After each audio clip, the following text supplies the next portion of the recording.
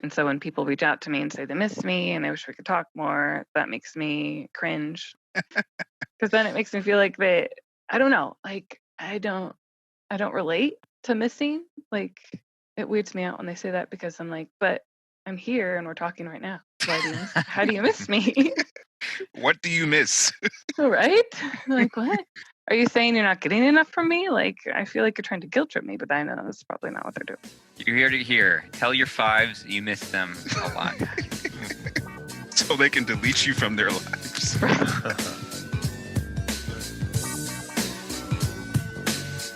The big hormone enneagram.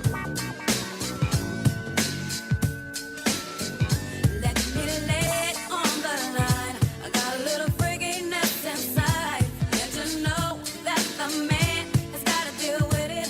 Hi, it's John here. I'm a sexual self-pres 458 tri-type. Hi, David here. I'm a self-pres sexual 9 with a 1, 974 tri-type. Hey, it's Emeka. I'm an 8 wing 7 sexual type with the age 5'4" tri. Hey, it's Nancy. I'm a self-pres social 3, wing 4, and 369 tri-type. In the Enneagram world, 5 is like a cool type. Like it's the type that everybody like thinks they are, or It's they're idealized. Like, idealized, or if anybody's a little bit smart, it's like they must be a 5, or and it's funny because I suspect that just like 4, probably throughout a 5's life, 5s have not been the cool ones, just like 4s have not been the cool ones. Mhm. Yeah. But I think That's an understatement.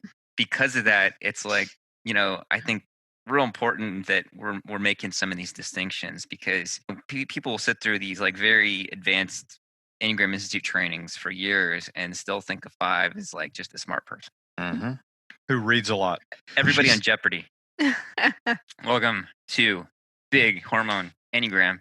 Today we're doing a call with a pentagram, 2 5s, and we're going to talk about type 5. 5 is a mental type, and they represent the insight, the fascination, the gift of concentration, and there's a visionary quality of type 5, and they're really able to break down complex subject matter, very curious. But one of the stereotypes in the Enneagram field or world is that 5s are just curious about everything and just absorbent of knowledge, and 5s are generally very specific. And so to help us out with 5, we have 2 very special 5s, Rio and Yamira.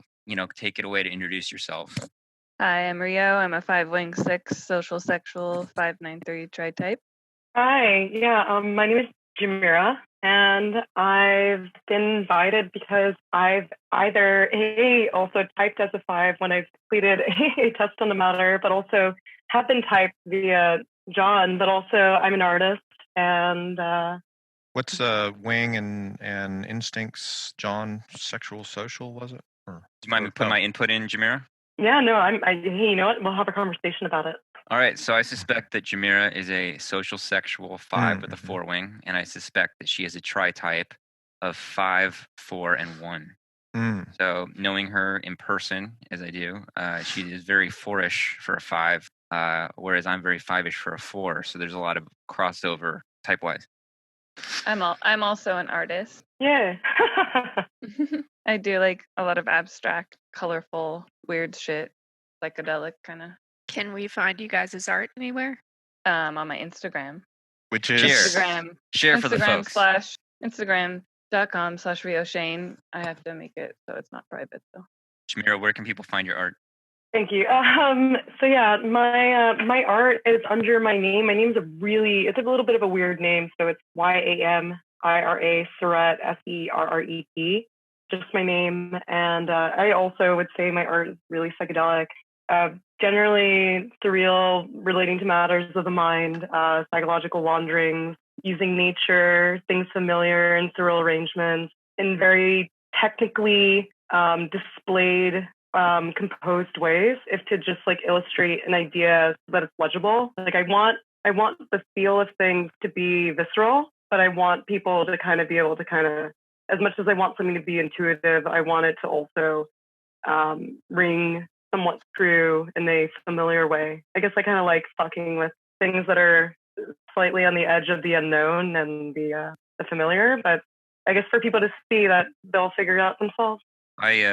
Having seen your art in person, like, you can see it online and it's a different experience, like any art, I think. But it's kind of not quite kaleidoscopic, but there's a way in which like I'm thinking of the bird one, for example, where you're looking at a bird, but you're also sort of looking at the forces of birdness and the physics of bird, and then there's just sort of this way that you're looking at multiple levels of a thing at the same time. Yeah, I like to think about things prismatically. I like to imagine that there's different vantage points through which to actually feel a subject if you're viewing it. Like you can draw a bird, but what is flight of bird, or what is associations thereof? I think it's good to kind of be very wide and broad than specific, even if you are being specific. I think it's just, if you have the ability, and if you're just like, it's more fun to add more elements of apprehension that are a little bit more, like I would say synesthetic or psychedelic, but that's just me speaking to my own game, and I don't like to get too in on my own mystique, I guess, without revealing all. I guess I appreciate the interpretation. So going off from that, like so in the Enneagram, like we said, there's a lot of stereotypes around 5 and what their perspective is, but in my experience, or culturally speaking, I'd say that there's not a lot of prominent representation of the 5 point of view, which I think your prismatic kind of the eye that penetrates layers that you're speaking to is very underrepresented and not very well understood. You experience yourself as, everybody has their own unique experience, but how do you experience both Rio and Yamira? How do you all experience your perspective that might be counter to either how 5 in general is understood, or just how you have experienced yourself as maybe alien, different, or not from kind of the popular modes of understanding or perception out there? Man, can you say it again? He's trying to say, or what he's trying to get across is, or asking is, how does your perception of yourself in relation to most people out there, how do you think you're different? Or how do you feel that the way you see the world is not understood by people who think they know what 5 is? I don't know. I want to say when I create my art, I'm not necessarily trying to create it so it fits in a genre. I'm just trying to kind of do my own thing and explore and experiment. I usually have like an idea of how I want to begin it, but then it's kind of like a journey while I'm creating it, and it's a way for me to, I guess, basically express my emotions without having to be in my emotions, if that makes sense. Like, yeah, that makes sense. Objectively. You said something about exploring or experimenting. Mm-hmm. Can you say more about that? Like, I think that perspective, maybe you don't realize it, but that's kind of a unique perspective to your type. What do you get out of experimenting, and what is that doing for you? Changing. Like I'm changing, like I'm becoming something different, creating something different, something I've never created before in a completely different way that no one else can do, only I can do. Mm-hmm. So one of the things that I always like nitpick about when people talk about 5 or trying to understand 5 is that, like I said before, it's not just I want to know everything or I'm very curious about everything, but I kind of think of the essential quality of 5, or like that thing that really gets them off is seeing or discovering or having an insight that's completely fresh and original. And it sounds like that's something exactly it. Can you say more about the feeling or the experience of it, or what's the kernel of understanding you're going for? Discovering something different about myself, like what I'm capable of, and it kind of changes how I see myself and the world. And this is more a question towards John. That almost sounds self-prezi to me, like exploring what you're capable of. I don't know, maybe Rio, you can speak to this, but where do either of y'all think that comes from? I'd say it's being a competence type. Okay. Like reaching that level of skill and mastery over my craft. Rio, do you have a sense of how different you are from the mainstream of how people think? Yes. Or yeah, I mean, can you talk about that, about how you She's experienced? unsure about that. Yeah, can you elaborate on that in any way? Just Hmm. how different you are, or how that shows up, or what you feel about it, or think about that, or what's it like to be a freak? I don't know. Without sounding cheesy, it does feel like being an alien, I guess. Um, Feeling like I'm not meant for this world.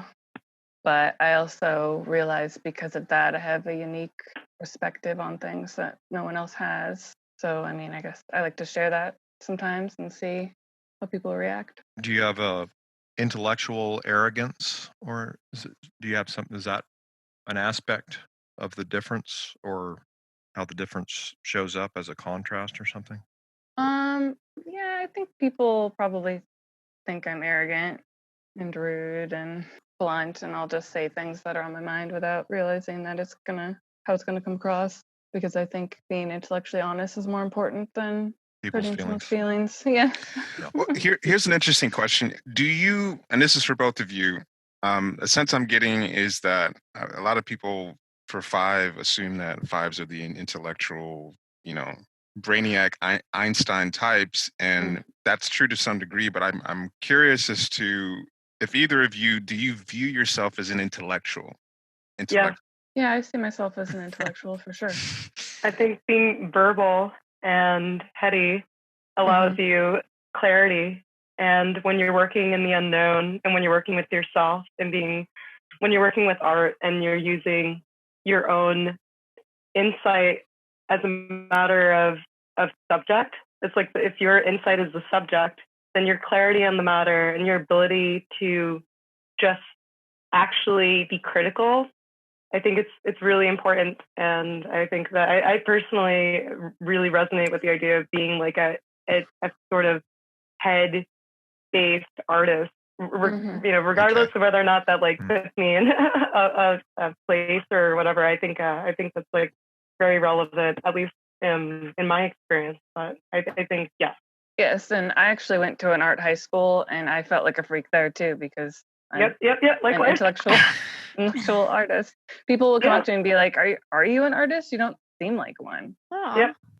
So is it the sense that with trying to be an artist that you felt like you needed to understand the craft and the practice to sort of get a handle on it, or No. like what did you say to yourself, or both of you, like, this is what I need to do to do art?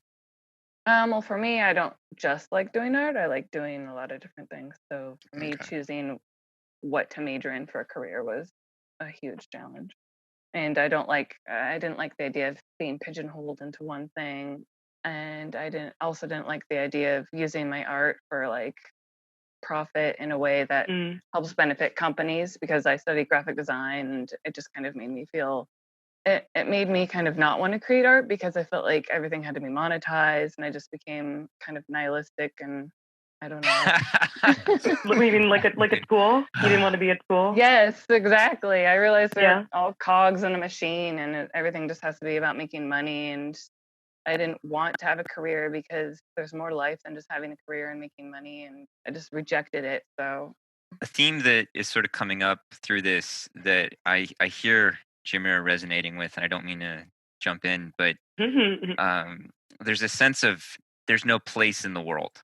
And like my dad's I have a huge 5 wing, and my dad's also a 5. And typically a lot of 5s speak of this sense of maybe they're useful in some way, or they have something interesting, or they have something to offer, or they've got a perspective that if people understood that they would get a lot out of. But generally that there's this sort of almost like a Cassandra quality, the mythological figure who speaks and no one believes her, or no one sees her perspective.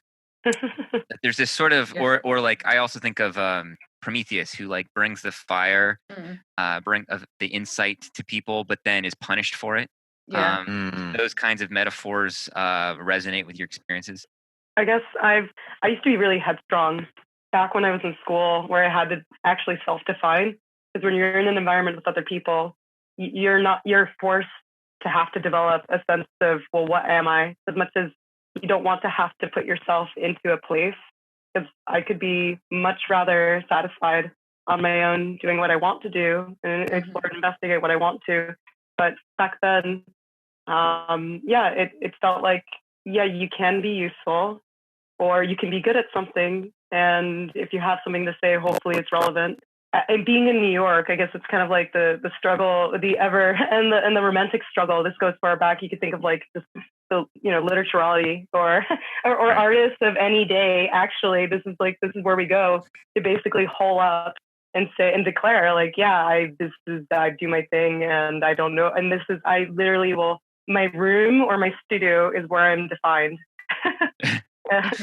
Yeah, totally. Like one of the things that I appreciate as so I often joke that the Enneagram, if the Enneagram was a symbol of a person, that the inner lines that go from 8 and 7 to 5 and they go from 1 and 2 to 4 are like the legs, and therefore the gap in the bottom of the Enneagram is the asshole of the Enneagram.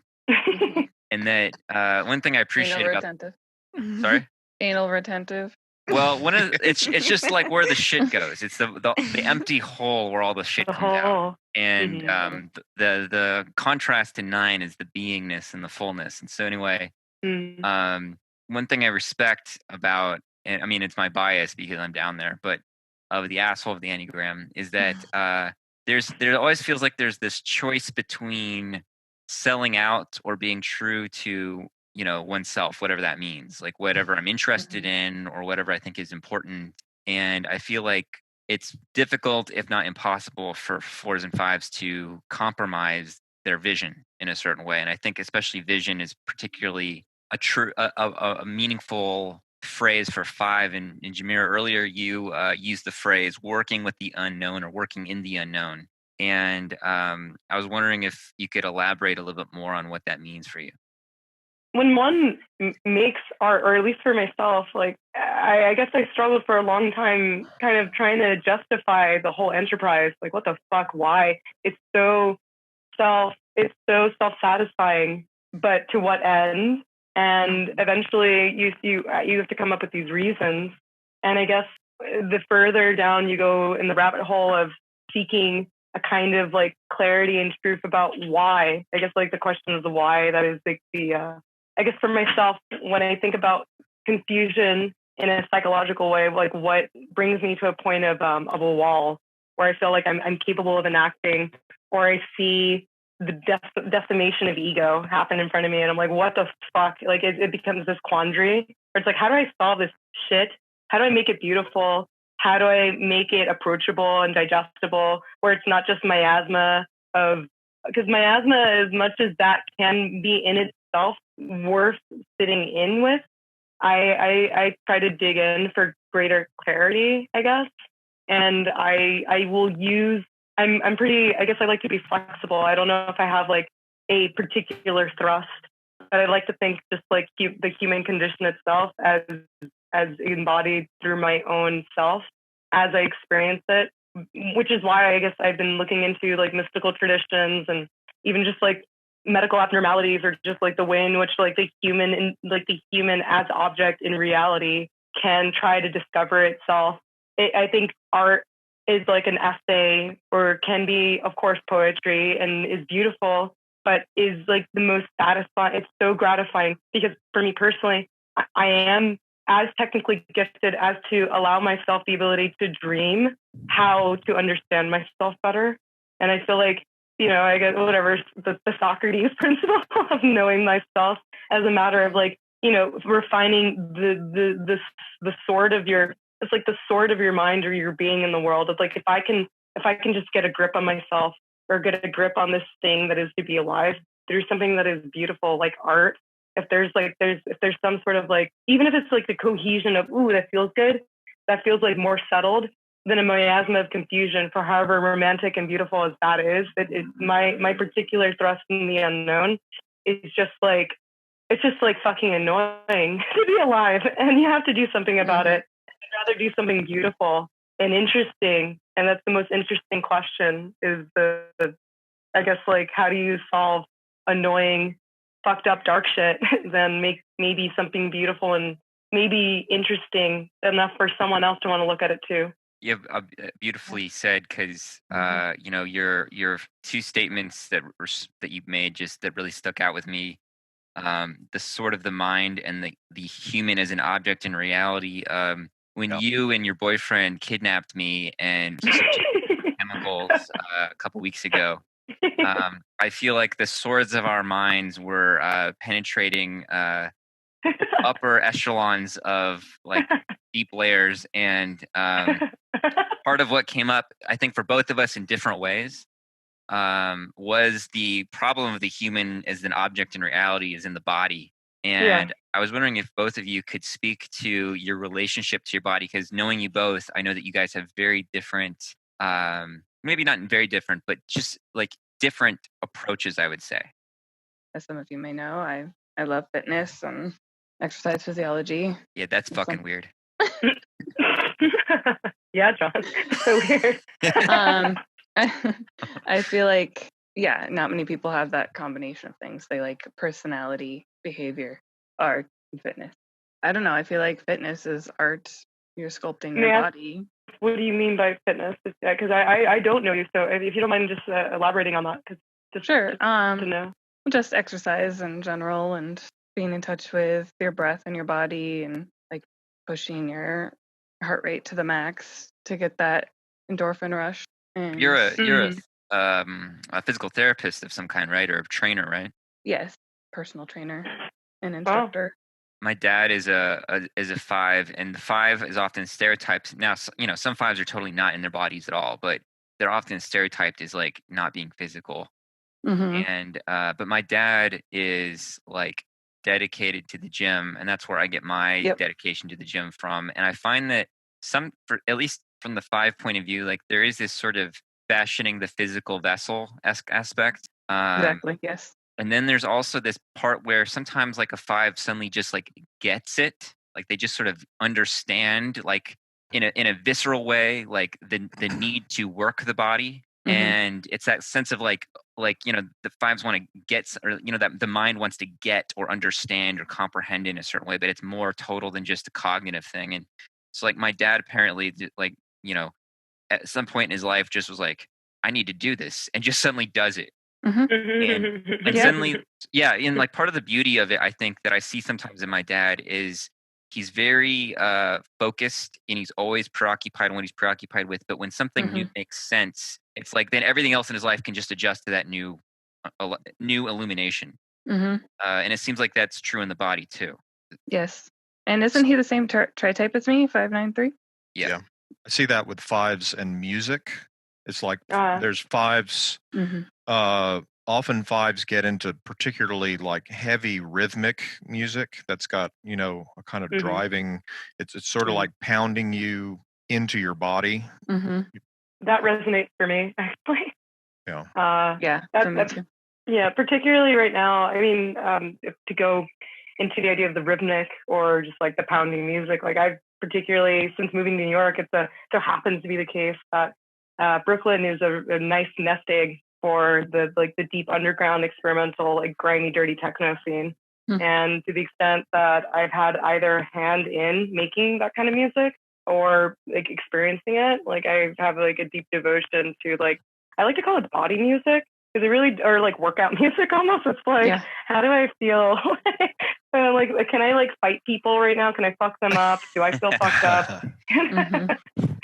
Like, it feels very much like, like the rhythmicness of it kind of feels like it's choreographing a kind of state of mind that then propels like a movement in me that's just like very liberating, but very viscerally so. It's not like just like ambient music can just hit me on a like psycho-spiritual. I could be kind of like droned out dead. Like I don't have to be moving for it to hit me on a really deep level, but it's something like techno or even just like electro or other kinds of music where it's just like, where it's really relevant, that there's like a sense of like the throbbingness,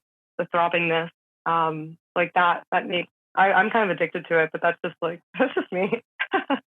It's almost like a pulse. It's like the earth pulse, and you're feeling it in yourself, like a psychedelic experience.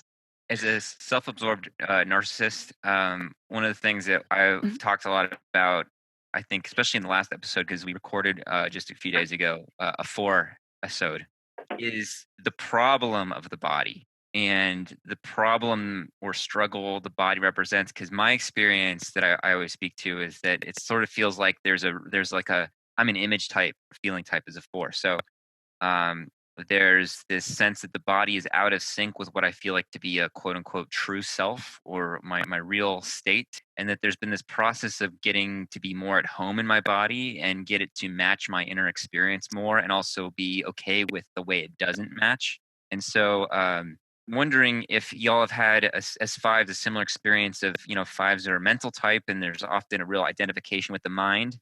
And from my experience of fives in my life, some navigate that disparity between body and mind better than others. And so, you know, fitness and that is one aspect of it. But what had been the struggle, or what's been the difficulty, or what's been the existential situation it presents?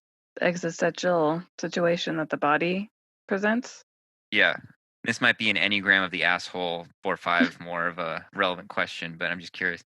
Or just like, how have you ever felt disconnected from your body, and is that Yeah. something you felt that you had to deal with? Yeah. Yes. Thank Yeah. you, Emeka, And I for d- the translation. I know. I like it.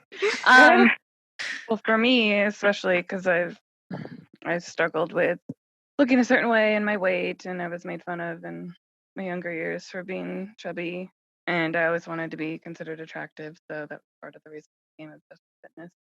Also, just knowing that I'm in a flesh body and it's just a vessel, and I don't have control over certain situations, and I could die at any moment.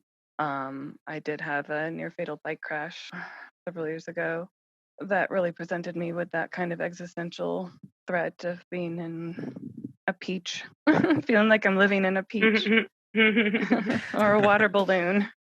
And it just made me really aware of the fragility of life. I guess So that made me want to exercise even more so I could at least be healthy and not Capable. just to look good, but yeah, to be capable and have a higher quality of life while I am alive. I guess I take my body for granted, and I can be self-described and have I used to see my body as a means to accomplishing just whatever I wanted to do, and then sometimes what you think you can or want is in disjunction with what the body is actually capable of. And my body presented flare-ups, inflammatory flare-ups hormonally, actually, and in a way that actually completely put my vanity on the table. It was quite the conversation I had to begin to have, where it's just like, so I'm not just a fluid, streamline being of willpower and willpower and opportunity. I am this flesh bag that I have to be responsible for. And my body reminded me of that in little episodes of disharmony, whether it be just like mishandling a birth control, which led to a cascade of just up and down balance of hormones, which is hilarious because my body began to speak to me, because I guess I wasn't in communication with my body. I didn't realize I had to be. I guess I was so up in my head. I was so up that I didn't realize there was a down, and then there were various downstairs levels of myself was like, hey, fuck you. Hey, I'm gonna let you know, by the way, here's the smell. You're depressed. Here's this pimple. You're fucking crazy. You need to go to sleep. Here's this thing. My disconnect was a fight. Like, I think I did, there was like a rift, and my body needed to scream at me if to hold hands again, or to mend a bridge. And then for myself, I guess I dove into nutrition science, and I guess also meditation, I guess, and a subtle energy body work sort of, I guess, practices, if to get a handle on myself that wasn't, because I guess I'm kind of phobic toward group situations. I don't like going to the gym, actually. I like being strong, but I don't like being around people generally. I don't know. Just like too many things come up. But for me, I guess I've mended that disconnect via learning about why the fact that I have an endocrine system, I didn't even realize I needed to care about that. And now that's how that disconnect has been mended for me. But that disconnect has been present in a very deep, dark reason. But that's another conversation. Yeah, I think actually what you said reminded me of when I injured my knee, and that really forced me to listen to my body, because I was so like gung ho on exercising that I wasn't listening to my body and my aches and pains, and the fact that I was overdoing it until I literally couldn't anymore. And that made me really come to terms with listening to my body and exercising to care for my body rather than just fighting against it, fighting against, gaining weight or whatever, trying to reach my ideal fitness level. And so injuring my knee made me kind of forced me to do that. I think for myself, I actually just fundamentally have a sense of disconnect and maybe disregard for like the female. Like, I have my own hangups about being a woman, which is maybe why my body presents itself in very particularly feminine trauma tragedy scenarios. Like, oh, let's warp your hormones. Let's warp how you look. Let's warp these things to remind you you're in a female body. Like, let's remind you you're a fucking woman, or to the degree that I identify as such. Like, I have deep disconnect with even my of like the body I'm in as a matter of like sex. Yeah. But that's also due to something separate. So I guess like that also is kind of like the underlayer of that part of the conversation where the disconnect comes from, because it's not just like, oh, I love the world so much I don't remember I have a body. I'm like, oh, I want to get away from my body. Like I love the world and I want to get away from my body. No, I hate having a female body, but I wouldn't necessarily want a male body either. That's why I like androgyny. Ooh. Yeah. And I actually hate I hate my boobs. I hate having boobs. I don't want boobs. Oh, well, I guess in the land of the post-human transhumanism, you could decide actually like, what is it to be in this form? Like, who's to say you need to own it? Like, this is not something you ask for at the end of the day. What's really interesting to me is what you guys are saying about the body, and also we had this on the 4 call as well, especially with John. Just a complete disconnect from the body is something that would be uncomfortable to a 9, for example, who's identifying as 5, because on a structural level, 5 is so far in the head that you guys are saying things that are very antagonistic about your bodies that completely goes against what it means to be a body type. And I know, Rio, you said your boyfriend's a 9, and I wanted to ask you a question about like the intensity of 5. Another thing that's been standing out to me is the way you guys are describing the things that you guys get into. It comes across very intensely focused. And what would you say are some of the differences between you and your boyfriend in general and during stress? Oh, like when we're in a group situation, he doesn't like it when I speak because I'm so blunt and negative. So he has to tell me later. You said that Lecture wrong. me. Would you consider yourself a negative person? No, I just consider myself realistic. I feel that. Yamira's partner is also a 9 boy. Oh. Maybe. He's definitely a philosopher of the universe. You know what that means. Swami. Oh, yes. What would you? Can you answer the same question, Yamira? Like, what do you see as some of the differences between you and your boyfriend, whether or not he's a 9? But, and in terms of negativity, and also how do you guys differ when you guys are stressed out? Oh boy. Well, I guess I'll speak about myself and then how we are together. I guess regarding the stress point, because I think that's the part that I picked up on, because there's like a 2-part to that question. Oh yeah, I didn't answer the second part. I'll do that after. Maybe you should. I don't know. Like, how about this? Like, so the first part of the question is, how is it to be, maybe assuming my boyfriend is a 9, with someone who is more body conscious? Is that the idea? Or just, what are some of the differences that stand out to you? And I would assume that there are some points of friction between you and your boyfriend. So in the way that you guys are, So what stands out to you in terms of the differences between y'all? And he's going for contrast because there's not a lot of great examples out there that people can relate to of how fives do deal with stress and conflict, because there's not a lot of fives out there. And Yes. secondly, there's a lot of nines that type as fives, like a lot of nine.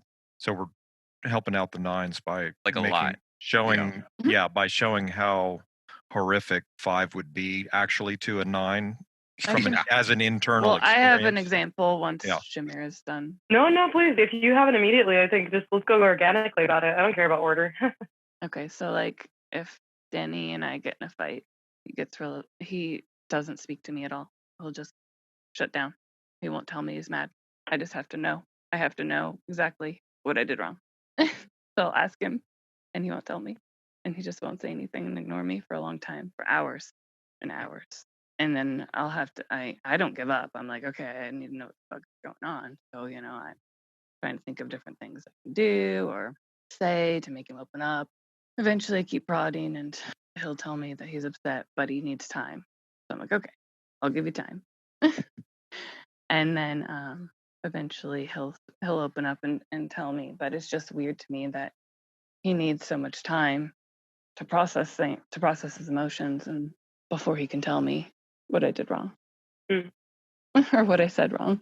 Whereas usually when I'm upset, I like to get it out and open right away. I like to talk about it right away so I can find a solution so it doesn't fester. And I don't know. It's just such a weird contrast compared to how nines deal with it. The big reason why he likes to take time is because he doesn't want to say something in the moment that'll be hurtful. That's why he needs time to calm down.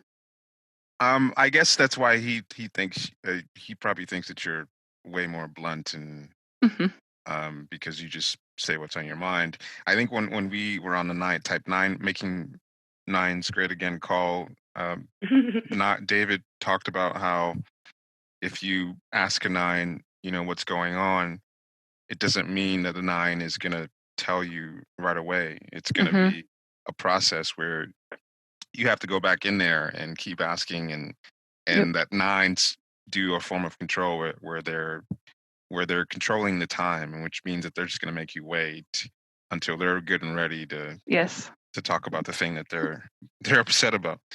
Yeah. Well, this is where we're different. I guess as a matter of personality, very particularly. I am the consummate diplomat, and because I've been the self-described asshole person who will just kind of cut and eviscerate the opinionated judge.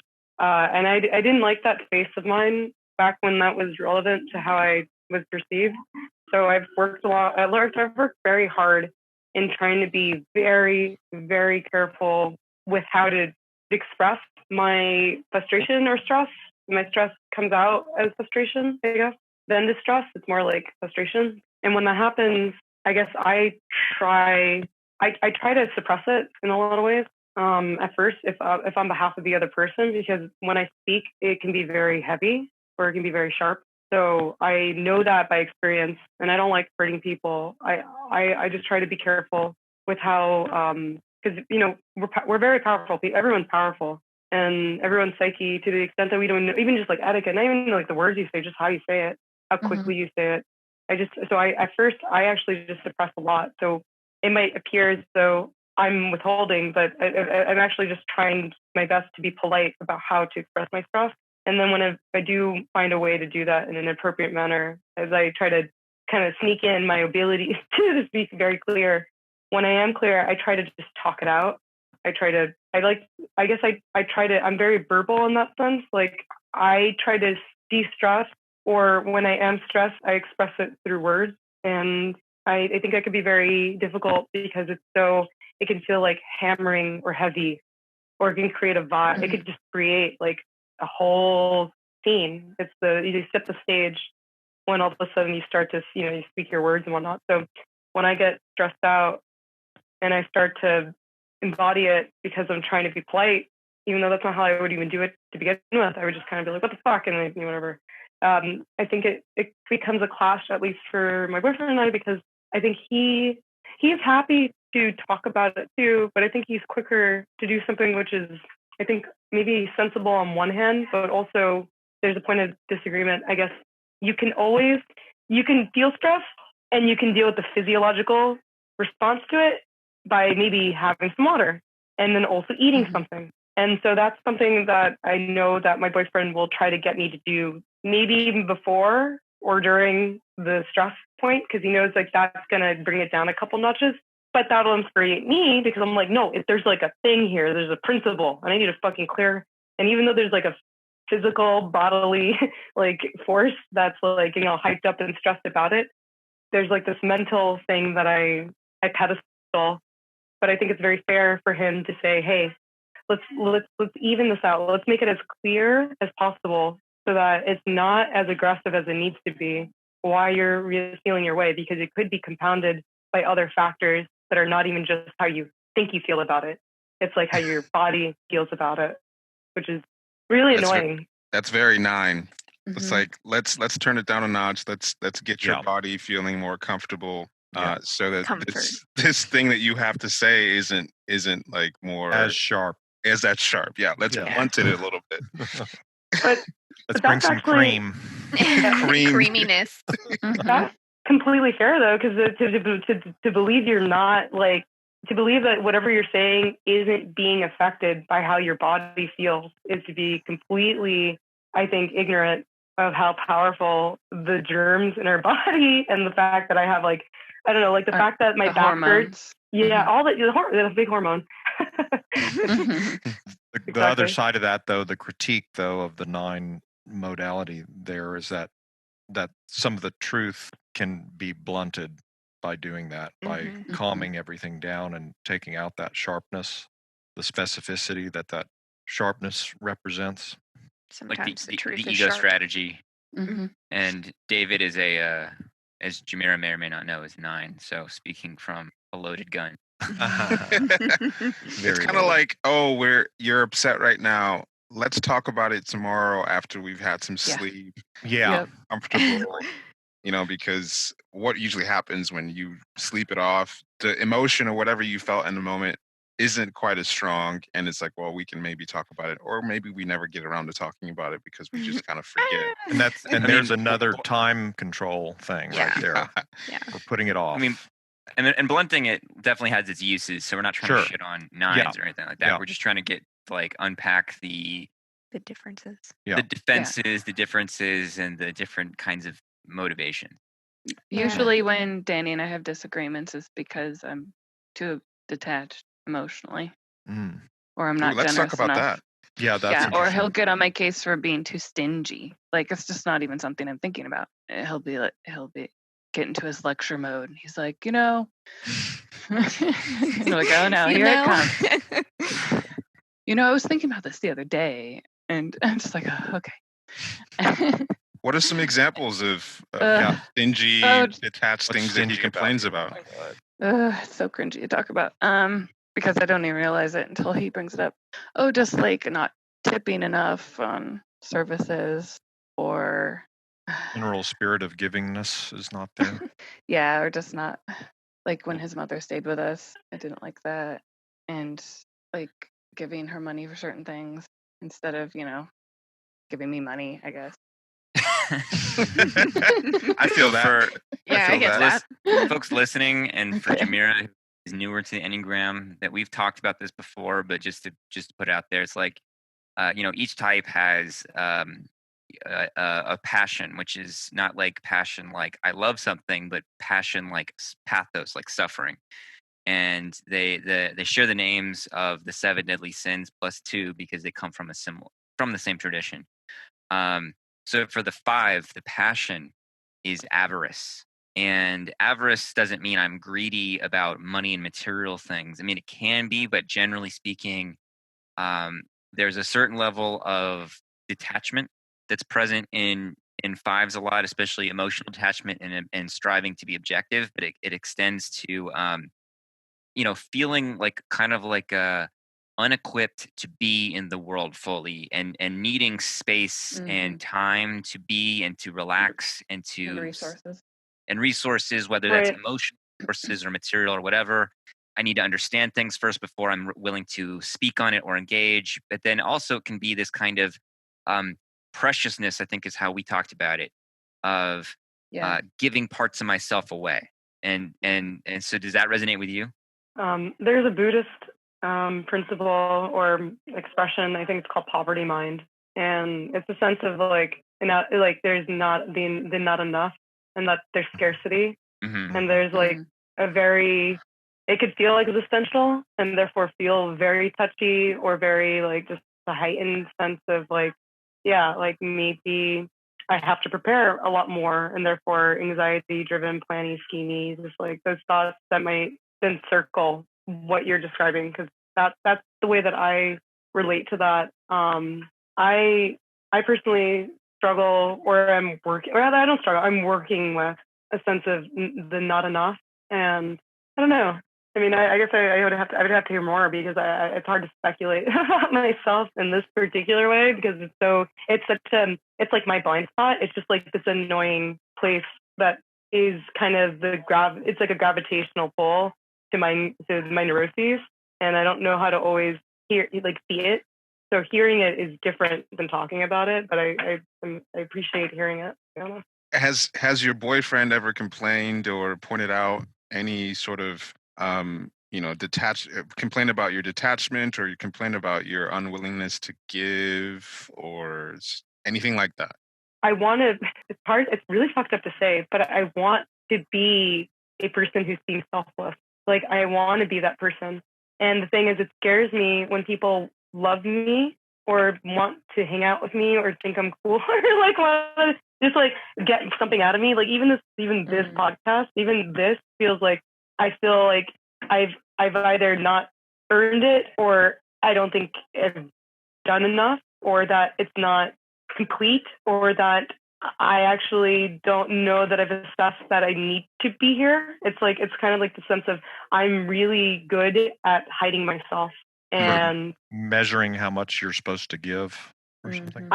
I'm really bad. I'm really good one-on-one, because I'm like, oh, I see a person here. I know what to do. Like, I love this person. There's so many good reasons to. But then it's like, then there's just names on a phone, and there's names on a Facebook, and then there's names on Instagram. And you're just like, I'll give them a link. And I don't mean to say this like that. I'm definitely not. Like, I'm not that aloof, or that like, I'm not uptight about it. I guess I just don't know. I'm afraid, I guess, to be so vulnerable as to assume that when I give, it's something that I want to. I guess it's hard to be fully surrendered to that moment of like the experience of being received is very, it's like very vulnerable. And I have my own reasons for like being cautious about being vulnerable, but I actually desperately seek it because I need to be complete. I don't need to be like actually in my own fucking world. That's like, it's utterly like, it's self-destructive to assume that you're self-sufficient and you're all you need. That is completely, you live in New York City and you're like, holy shit, I can't. I am not my own person. Actually, I'm actually shared amongst everyone I love. And that's scary because I don't know how to always give myself out appropriately. I guess I'm not sure that I'm good at being in charge of how to give myself out. I'm very stunted in that regard. Like physically, I have a hard time recognizing I'm a physical body that can have desires. And that's annoying, obviously, to people who are like, what are you talking about? My boyfriend's totally down for it. And you're like a cool person. What's wrong with you? And I'm like, I don't know how to dole myself out because I don't even, that's kind of like. So are you saying that you guys have been opening things up in your relationship or sexually? Okay. And you've been having an issue with that because it's not that easy for you to step out of yourself. Yeah. Or into yourself and into your body and your own natural sexual desire from the body. Yep. So that's hence psychedelics. Woohoo, psychoactives. They're really good. Woohoo. Rio, do you relate to that at all? Like, I know you've talked about getting in some threesomes and shit like that. Yeah, I've never had a hard time with being sexual. I love it. Awesome. Hello. I think that's the divine fix. Yeah, I guess probably. Well, I was raised in a very strict Christian household, So Same. anything involving sex was very taboo for me, and I liked that. I was like, oh, this is forbidden. Cool, let's do it. Why Let's is this so discover. forbidden? The I used to be that investigator. way. The investigator, yeah. And I've been with Danny for 13 years now, and Oh, Mhm. Well, we see how And Emika feels an about aneurysm. this. We're seeing opportunities opening up. Emika's like, oh my God. that's over a decade. Wow. Yeah, we've been through Blowing so his much together, mind. though. We've been through so much together. We almost actually broke up because I I was didn't. spending so much time working out. That's Oh, all I that's right. did. I just worked out. Was obsessed with it, Can you And say then that- again why you were obsessed with working out? Like, so I can feel like I'm in control. okay. So I can feel attractive because I was made fun of and bullied for being overweight, and I guess it was just ingrained in me as at a young age to be thin. And to be thin is attractive. It's something I've overcome though through psychedelics and MDMA. I think that's helped a lot with my self-image and body dysmorphia, and also almost breaking up with Danny. I kind of had to realign my values and decide what I really wanted out of life, and forced me to become more in touch with my emotions. And I realized that I was in love with him and I didn't want to lose him. And then we had the opportunity to take psychedelics shortly after, and that really helped solidify our relationship. I feel like if you were dating More. a 5 woman, giving her a bouquet of psychedelics rather than flowers or something, like the way to get to her heart. Yes, Yep. exactly. That's what did it. Here's a bunch of drugs. Enjoy. So it's kind of interesting to me that both of you kind of had to have something happen to your physical body to rattle you out of, I guess, what would be your type structure. Do you think that having that one singular focus kind of was your type structure, or like, where do you think that's coming from? I don't know if that makes any sense. Well, for me, and with fitness and being in control, I realized that I was doing it for the wrong reasons. I was doing it, I was like fighting against myself, right? I was fighting against this unknown force of my body. And I guess looking back, I also was fearful that I was going to end up like my mom, who's had a lot of health problems, and she's had a lot of surgeries on her back, and she's always in pain. And I didn't want to be like that. I wanted to be prepared for any type of injury. I wanted to be prepared, in case I hurt myself again, that I'd be resilient and strong and Competent. yes. Gotcha. Something that's I find interesting that's often not talked about explicitly with 5, I think, or maybe it's in there, but it's not always brought to the surface. Is my experience of being around 5s, and like I said, my dad's a 5. I have a lot of friends who are 5s, and I have a lot of 5 myself. Is that there is an intense quality of, you could say, focus or concentration. It's not always on a particular object, but there's always a sort of way that the mind is engaged in a certain kind of, at least, inner concentration of some kind. I would like, and so like in my dad, the way I see it is that most of his life is about doing things that preserve his concentration. So he's busy all the time. He's very active. He doesn't like to be around people that often, but he's always fixing things and taking things apart. And he's got collections, and he's running around the house and tinkering, and he's self-preservation dominant. So that's part of it. But there's a way in which 5s kind of live, in my experience, and tell me if I'm wrong. There's this way they kind of live where what most people consider their like normal life or like just living, it's sort of like that's compartmentalized. And so it's like most of the 5's life is like somehow maintaining this focus or concentration or project or creativity or vision. And then sometimes they'll do things like, oh, now I have to be a human and go to the store or have that conversation or check in with this person and do kind of human tasks so I can go back to the way I want to be. And one of the ways that shows up, at least in the living spaces I've been in with a lot of 5s, is that it's like their living space is more of a laboratory or a creative studio or a workspace than it is like a place to live.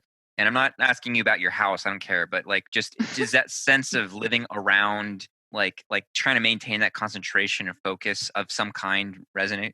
Yeah. Yes. Bill Queens. Perfect. You ask a 5 a question and they give you a one-word answer. Very precise. Yeah, you can see the differences in type just based on how they answer questions. Yeah. You know what was funny when we were on the call with the 4s?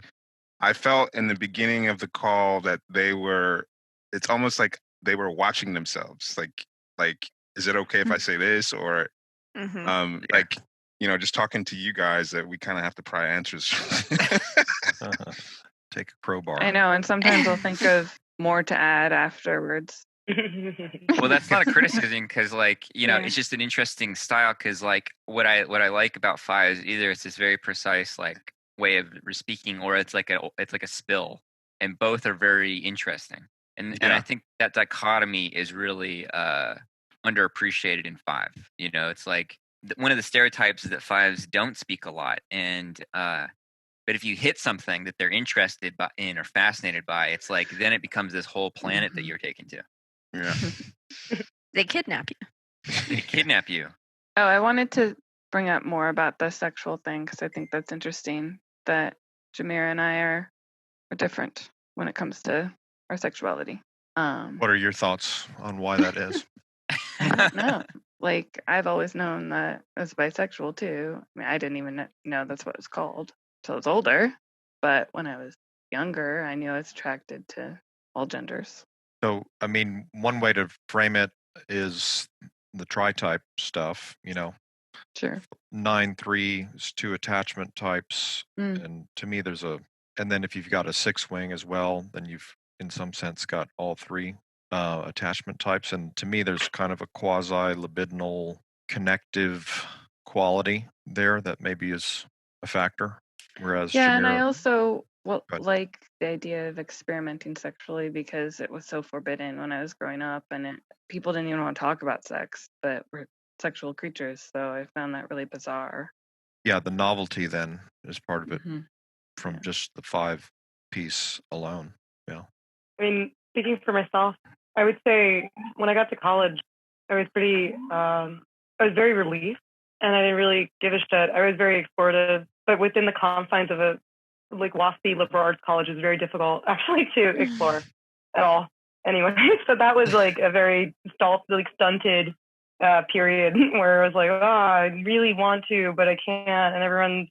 I guess I could self-describe vaguely sapiosexual, where I think brilliance is really attractive, but I also love beauty, and that means I have really high standards at the end of the day. And New York has availed me actually both those kinds of people, but it wasn't Of until standards. no, of just like beauty and kind of cleverness. I think you could find a lot of that in New York actually, and I'm not without options. I guess for me personally, it's a matter of I guess I overthink situations, and as much as I thirst for power, and I like getting my way, and I know how to get it, I kind of fear putting myself in situations with people that I don't know enough about, or that I have to think about more. Like, I'm not very airy in that sense, and I kind of, that's why people drink, that's why people flick their thumbs, because they don't have to think that hard about it. They can just look at a picture. And I've resisted the sort of the digital ease of finding new partners, which maybe I should just get over quickly, because it's not a problem in person for me, but it's a problem in finding people. So I think my stuntedness is a matter of pickiness. But but here's the thing, I think if you have a small personality, if you're a cool person, if you have a smart fucking noggin, and you're I get exactly what you're saying. Yes. if you're just attractive as an individual and your being, I could get with it. I think it's just I create obstacles of know-how. Like, how do I get there? What are their parameters? Like, oh, what do I have to do the thing? My issue is just I lack the spontaneity element, which it doesn't seem like you lack. So I think maybe that's maybe more of a crux. I think, at least for myself, if I were to try to distinguish, I think mine is I'm constipated. If to bring things back to the apple. Always back. Always. This is where the tri-type is Yeah, I was significant too. gonna say. Yeah, because Yeah. 1 and 4, that's Rigid. rigid, it's critical, it's, it's also idealistic too, Yeah. as Well, opposed that's to, me. yeah.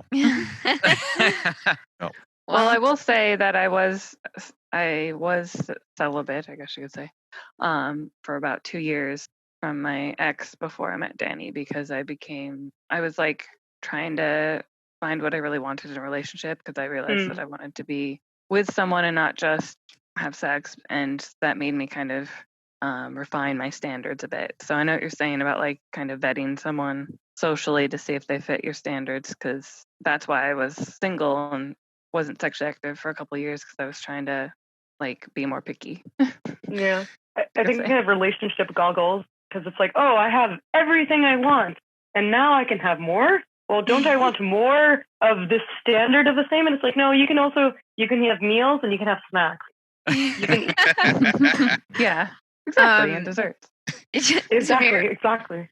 Wanted to talk real quick about because you guys are both social fives, and one thing that's coming through is that 5 is somewhat can be a withholding and in some ways antisocial or disconnected type, but at the same time you guys are social types.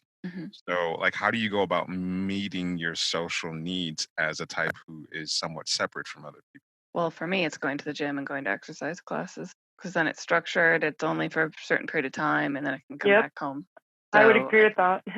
Yeah, so I can feel like I'm, part of the group. They're my friends.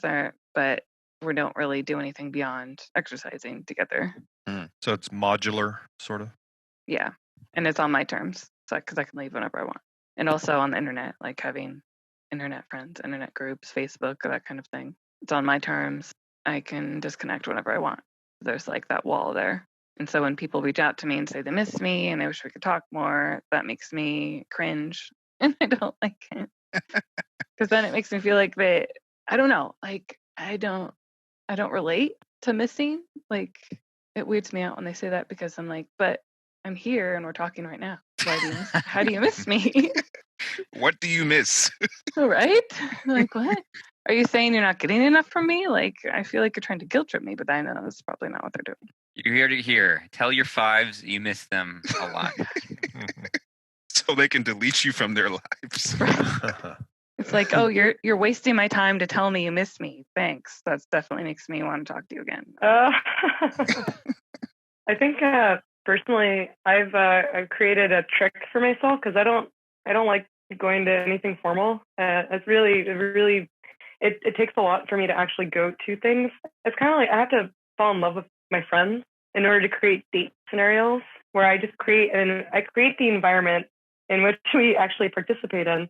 So I'll do something like, hey, let's go to the Bronx Botanical and dose ourselves on a psychedelic, and we'll go for a date where we'll explore each other.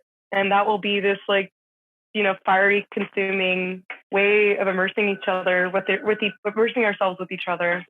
And then for anything in the aftermath, digitally or in passing, to kind of be as a matter of like watering the plant, but that needing never to be like the thing that satisfies it. Because I can small talk, but I kind of resent it if it's not like funny or really gratifying. And I don't mean that against anyone I actually love, but for people that I actually care about, and my structure is are like they have to orbit a kind of some sort of like a thematic thing that we both are passionate about, and then that draws us both in on a level that isn't just consumed with like a sense of idea of other, but it's like, well, we both love this thing, so we'll be with this thing through each other, with each other, and then for everything else that is human, that will come out also.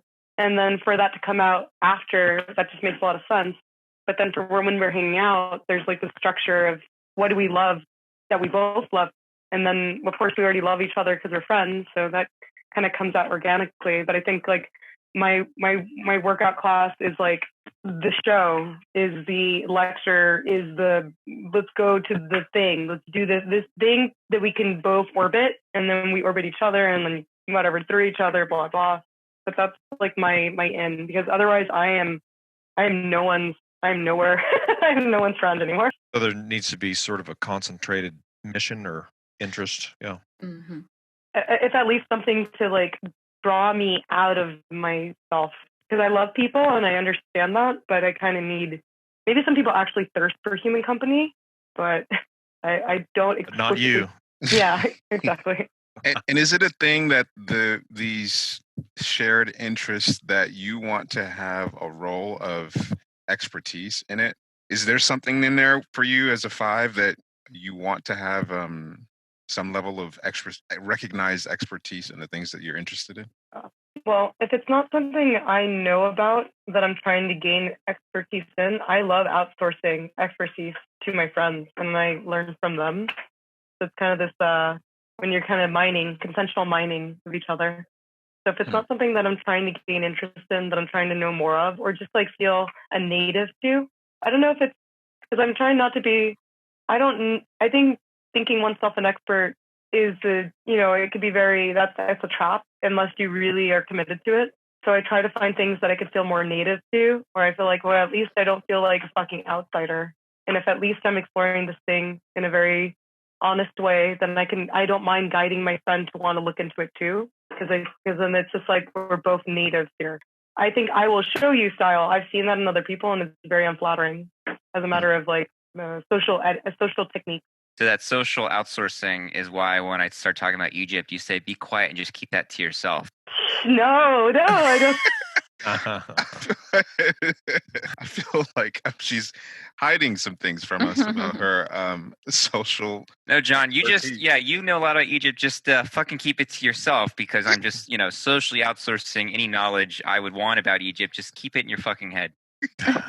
No, I thirst for it. I definitely ask for it. No, I'm teasing. Okay. I can tell. It's like shit. Oh god. All my humor is indistinguishable from things I just like, my tone of voice from the things I say seriously. So Your tone of voice doesn't change. Well, I wanted to say that I like it when people ask me or come up to me and want to know something that I'm a so-called expert in, even if it's something that I could always learn more in, because we're always learning. But I think the difference for me is I have the 3 fix, so it's the extra competency type and also wanting recognition and slightly showing off, especially when I'm like at the gym or that kind of thing. But yes, I like to be appreciated for the special knowledge that I can contribute to the group. So if you want to hit on a 5, ask them about stuff they know. Oh. Well, thank y'all so much for being on here and tolerating our intrusive probing. Yeah. Even though I have like a major 5 wing and I'm 5 fix and all that, this has been really illuminating for me too. Yeah, thanks guys. Thank you for having us on. My body is a cage that keeps me from dancing with the one I love. My mind holds the key. My mind holds the key.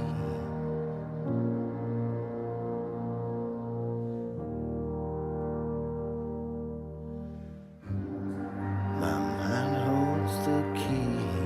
I'm living in an age that calls darkness light. Though my language is dead, still the shapes fill my head. I'm living in an age whose name I don't know. Though the fear keeps me moving, still my heart beats so slow.